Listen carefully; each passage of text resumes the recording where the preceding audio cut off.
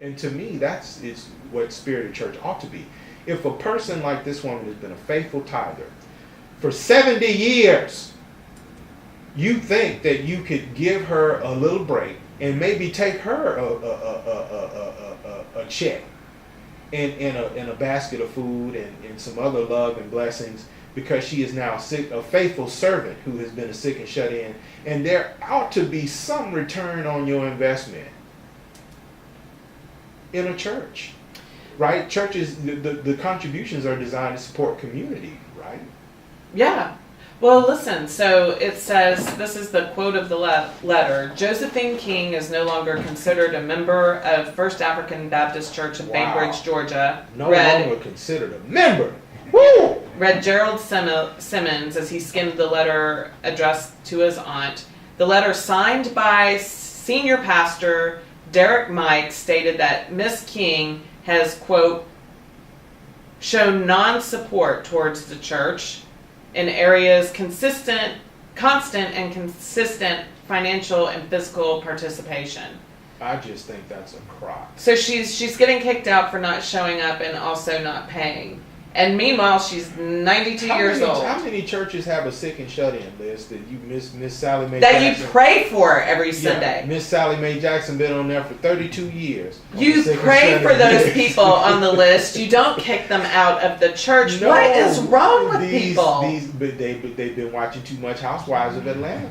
No, they've been watching too much Creflo Dollar. Everybody wants to be like Creflo, right? And Trinity Broadcasting you're Network. Coming up with all these new power finance rules that everyone has to enroll. It's a cult. All of these things are turning into big money grubbing cults. And it's just whatever your brand of hooking the catfish is. It's like a huge game of catfish where everybody walks in, thinking to meet the beauty pageant winner in the form of Jesus, but they end up with, something much less of anything that is fulfilling, other than the warm and fuzzy that they walk away with from feeling like, not having actually done so in reality, but feeling like they had served the will of God. So, did you see the segment yet on the John Oliver segment? I did, and I was. It broke my heart. I mean, the one of where the evangelists were telling people, not to spend their money on their health care for cancer, just to sow the seed and pray for healing. Yeah, just again, snake oil, harmful to people, destructive of family, non-supportive of community, that's raking in over $1 trillion of revenue a year, folks. If you want to be outraged, if we can be outraged, according to Nathan Deal,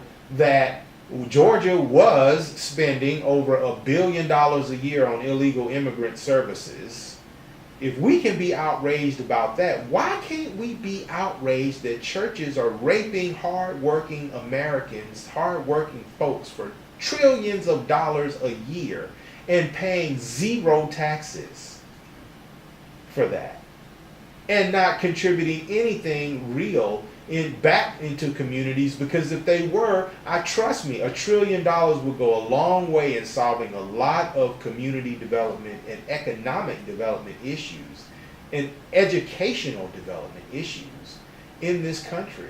If we were taxing the church revenues, my goodness, we could make a huge dent in the federal debt every year with that money. I mean, there's so many ways we could turn to revitalizing America's economy in a way that's equitable.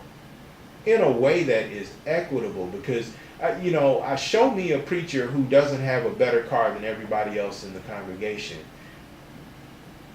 If I had to say how many times out of 10 that was the case, Beth, I'm ashamed to say that in America it's probably closer to 7 out of 10 times.